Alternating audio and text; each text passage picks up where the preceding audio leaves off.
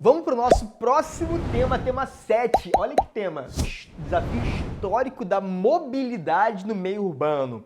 Deixa eu te contar um negócio, que é um segredo. Toda vez que você tiver sem ideia para uma redação, você pode usar essa área aqui, ó, Ulisses Guimarães. Já falei nos outros vídeos e ele tem nessa lei chamada Carta Magna, Constituição Federal, você tem várias ideias que são direitos. No artigo 6º, não é isso? No artigo 6º existe um direito ao transporte, o direito à mobilidade. Se liga então como é que ficou a minha introdução. Em 1938, Ulisses Guimarães promulgou a Carta Magna e determinou que o direito ao transporte deveria ser garantido a todos. Entretanto, os históricos problemas de mobilidade mostram que a promessa de Guimarães, retomada, ainda está distante de ser a realidade nos centros urbanos. Essa aqui é minha tese, beleza? Até urbanos. Com efeito, o eficaz deslocamento nas cidades pressupõe duas coisas, dois argumentos. O primeiro argumento, que se desconstrua um modelo baseado em rodovias e o culto ao carro. Percebeu os dois argumentos? Eu quero que primeiro seja desconstruído o modelo de transporte baseado em rodovias, em ônibus, em modelos de modal rodoviário. E o segundo argumento é que eu quero que a população deixe de cultuar o carro. Essa expressão culto ao carro é uma expressão que não é coloquial, você pode usar na tua redação. Existe no Brasil uma reverência à figura do carro. A população brasileira ela tem prestígio, ela olha o carro com uma valorização extrema. E essa valorização extrema do veículo automotor, veículo próprio do veículo, que é o carro, ela é um problema, que é o meu segundo argumento. Vamos ver então como é que ficou no meu desenvolvimento. Cara, não dá para você fazer redação sobre mobilidade urbana sem trazer uma área, sem trazer um cara chamado Juscelino Kubitschek. Tem que saber escrever o nome dele, nome e sobrenome, tá? Juscelino Kubitschek. Tem que saber escrever o nome dele. Se você não souber, se você errar o nome da autoridade, se você trocar, por exemplo, o Kubitschek, escrever, sei lá, botar esse C em outro lugar, você não perde ponto. Segundo o manual da avaliação dos corretores, você não perde ponto caso você troque, você mude alguma coisa. Você vai perder pontos se escrever com minúscula, aí sim. Mas é sempre bom você evitar a perda, né? Sempre bom você se precaver e tentar evitar o máximo de coisa na tua vida, é assim. Dá uma olhada aqui, como é que eu trouxe o JK? O JK, ele foi o primeiro presidente responsável por trazer empresas automobilísticas para o Brasil. Ele incentivou essas empresas a virem para o Brasil. Ele governou o Brasil de 56 a 61. E nesse período, que foram 5 anos de governo, ele teve um plano de fazer o Brasil se desenvolver. Ele deu nome para esse plano, chamado Plano de Metas, que ficou popularmente conhecido como 50 anos de desenvolvimento em apenas 5 anos de governo. Beleza? Nesses 50 anos em 5, ele trouxe empresas automobilísticas, Ford, Toyota. Ele asfaltou, ele criou rodovias no Brasil. Na verdade, a Companhia Siderúrgica Nacional, que foi criada por Vargas, ela possibilitou a criação de estradas depois por JK, beleza? E aí vou te mostrar como é que ficou o JK no meu parágrafo. Só organizar, é só explicar com calma. Em primeiro plano, há de se repensar. Repensar, ou seja, está errado. A minha opinião é que está errado o modelo rodoviarista, porque ele é muito caro na manutenção e ele é muito precário e ele é excludente, ele obriga que você tenha um carro ou que você se submeta a um ônibus. Repensar o histórico investimento tira esse S aqui, em estratégias incapazes de suprir a demanda. É o meu tópico frasal. Nesse sentido, em 1956, agora explica com calma, o então presidente Juscelino Kubitschek, escreve o nome dele certo, preferiu investir no rodoviarismo, por vários motivos, tá? Não vou falar agora, mas houve vários motivos políticos e econômicos pelos quais ele investiu no rodoviarismo. E motivou a população a adquirir veículos, sem os quais seria impossível o deslocamento nas cidades. Olha o que ele fez, é só isso, fundamentação. ele desenvolveu o rodoviarismo, obrigou a população a comprar o carro, então ele ganhava dos dois lados. Ele ganhava da empresa que vinha para o Brasil e ganhava da venda do carro que o brasileiro comprava, tá ligado? Então ele ganhou dos dois lados. Fundamentação é essa aqui, ó, que eu explico quem é o JK, o que ele fez. E agora eu vou dizer que deu problema. Agora eu vou dizer que essa visão dele, ela foi legal para ele, mas para a população não foi. Sabe por quê? Porque se ele fizesse um ferroviarismo, se ele fizesse ferrovias, você não é obrigado a ter um trem para andar numa ferrovia. Mas se você faz uma rodovia, você é obrigado a ter um carro. E hoje, em 2019, você não tem condição, brasileiro não tem condição financeira de todos os brasileiros terem um carro. Tu imagina isso em 1956. A população ficou excluída do modelo de mobilidade. Ficou excluída antigamente, mas ainda é excluída. Dá uma olhada aqui então. O modelo econômico excludente proposto pelo JK, uma vez que você escreveu Juscelino Kubitschek por extenso, agora está autorizado a escrever a sigla dele. Ele é um dos poucos presidentes cujo nome pode ter a sigla. Promoveu e ainda promove a desigualdade social na medida em que se mostra insuficiente e restrita a minoria detentora do poder econômico. Se você tem um carro, você é, de alguma forma, a minoria detentora do poder econômico. Beleza? Quais são as palavras com juízo de valor?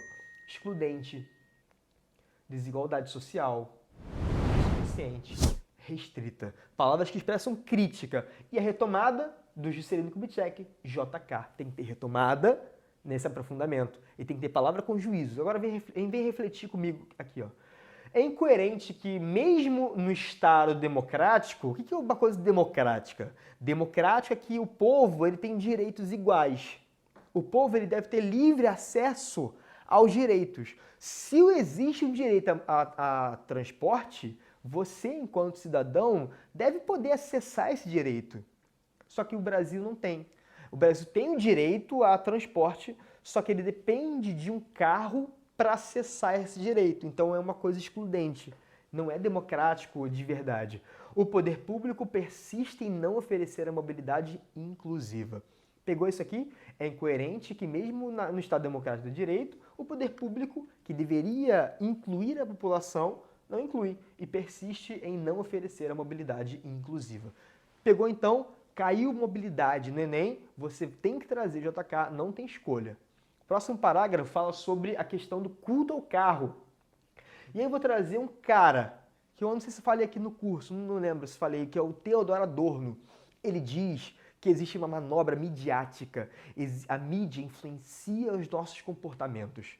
E se você agora, depois do nosso curso de videoaula, se você ligar a televisão, você vai ver uma dezena de comerciais de carro. Se você ficar um dia inteiro vendo televisão, você vai ver muitos comerciais de carro. E esses comerciais de carro, eles manipulam, eles influenciam, eles persuadem a população a supervalorizar o carro. Toda vez que existir uma manipulação, uma influência constante para um determinado tipo de produto, eu chamo essa influência constante de indústria cultural. Indústria porque é repetido, é constante, é nível industrial. Toda vez que a mídia te influenciar, tem um comportamento, eu vou chamar de indústria cultural e vou trazer o Theodor Adorno para falar sobre ela. De outra parte, o culto ao carro se mostra desafio à gestão, né? Gestão da mobilidade do meio urbano. A esse respeito, o filósofo Theodor Adorno desenvolveu o conceito da indústria cultural, segundo o qual a mídia veicula conteúdos de forma constante e persuasiva, a fim de orientar o comportamento da sociedade. E nesse viés, a preferência da população por carros é motivada pelo constante discurso midiático denunciado por Adorno e reafirma uma ideologia imprópria e egoísta que eleva os veículos automotores a objeto de prestígio. Assim, enquanto a supervalorização do carro for a regra, os cidadãos serão obrigados a conviver com um dos maiores desafios do meio urbano. 2 pontos, o trânsito caótico. Não é gestação do carro não, tá? Porque a gestação é gravidez, é gestão da mobilidade, não gestação da mobilidade. Esquece isso aqui. Aqui vem a minha fundamentação, que eu trago o Theodor Adorno e explico com calma. Na verdade, existem muito mais ideias sobre ele, em torno dele.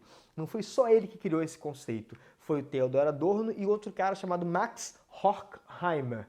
Theodor Adorno e Max Horkheimer criaram o conceito de indústria cultural. Eles são dois filósofos da escola de Frankfurt, na Alemanha. E eles criaram esse conceito baseado na mídia que influencia e manipula o seu comportamento para comprar coisas, beleza? Eu vou dizer que essa influência ela tem uma consequência no Brasil. Quanto mais você influencia a compra de carro, mais caótico fica o trânsito, mais caótica fica a mobilidade urbana. A preferência da população por carros é motivada pelo constante discurso que esse cara propôs. Ó. Na verdade, não foi ele que propôs, né? Ele denunciou, denunciou. Ele não propôs a indústria, ele denunciou. Ele mostrou que existe, que é um problema. Tem aluno que na redação escreve que é o Theodor que manipula. Não é o Theodor Adorno que manipula as pessoas. O Theodor Adorno, ele diz que a mídia manipula, que isso é um problema. Ele deu um nome para essa manipulação, chamada de indústria cultural. Beleza? Não confunde as coisas no teu parágrafo. E o fechamento do parágrafo vem assim, ó. Enquanto X for a regra, Y será a exceção. Na página 70 do meu e-book tem essa estruturazinha lá. Enquanto a supervalorização do carro for a regra, os cidadãos são obrigados a conviver com um dos maiores desafios do meio urbano. 2 pontos, o trânsito caótico. Em Brasília, por exemplo, a figura do carro ainda é uma figura muito supervalorizada. Brasília, que foi a sede, que foi a capital, que foi construída por JK supervalorizou o carro como sinônimo do sucesso. O carro no Brasil, o cara que não tem carro, ele é tido por muitas pessoas como fracassado. E essa assimilação, essa associação do carro ao sucesso, ela se dá por meio desse processo chamado culto ao carro. Muito importante você falar sobre isso em temas sobre mobilidade urbana. E tem que dar jeito nisso, né? Eu tenho que solucionar os 2 problemas. O primeiro problema é o Estado, que investiu em uma estratégia que não deu certo, que é o rodoviarismo. O segundo problema é a população, que a população... Opa, mosquito aqui. Mosquito. A população, ela investiu na ideologia do carro. Então, responsabilidade do Estado, argumento 1. E o outro, supervalorização do carro pela população. Eu tenho que dar jeito nisso na minha conclusão. Independente se você trouxe 1 ou 2 propostas, você precisa dar jeito nos 2 argumentos. Ah, mas como é que eu vou fazer 2 soluções se só tem uma proposta? Parceiro, aqui eu já mostrei nesse curso, eu já mostrei que existe a possibilidade de uma única proposta de intervenção dar jeito em 2 argumentos, em 2 problemas. Quer ver? Os desafios do deslocamento nas cidades, portanto, exigem que? Breve retomada. A proposta começa agora. Eu vou fazer uma única proposta. E nessa única proposta de intervenção, eu vou dar jeito nos 2 problemas. Bem, os cidadãos manifestem seu senso crítico por meio de discussões nas mídias sociais, capazes de criticar o modelo rodoviarista. Tá vendo? Não é uma solução, porque é muito difícil solucionar todo o problema ao mesmo tempo, a curto prazo. Uma coisa que aconteceu durante séculos, ela vai demorar pelo menos, séculos não, mas décadas, ela vai demorar décadas para ser desconstruída. Então, não dá para solucionar, mas dá para intervir, dá para melhorar um pouquinho. Aqui, argumento 1, melhorei. E sugerir que as autoridades desenvolvam o ferroviarismo. Estou dando solução para o argumento 1. Como os trens e metrôs, beleza? Fecha a solução do argumento 1, mas não acabou a proposta ainda. Finalidade. Essa iniciativa social teria a finalidade de desestimular o culto ao carro. Pronto, dei solução para o argumento 2. Midiaticamente incentivado. E assim possibilitar que a promessa de Guimarães deixe de ser apenas teoria. Pegou? O argumento 1 eu solucionei na ação, aqui ó, a ação, e o argumento 2 eu solucionei na finalidade. É assim que você faz quando você traz uma única proposta. Nessa única proposta, que tem 5 elementos, na ação você dá jeito no argumento 1 e na finalidade no argumento 2. Fechou? E o final feliz começa aqui a assim possibilitar que a promessa de Guimarães deixe de ser apenas teoria. Beleza? Vamos para a nossa próxima análise.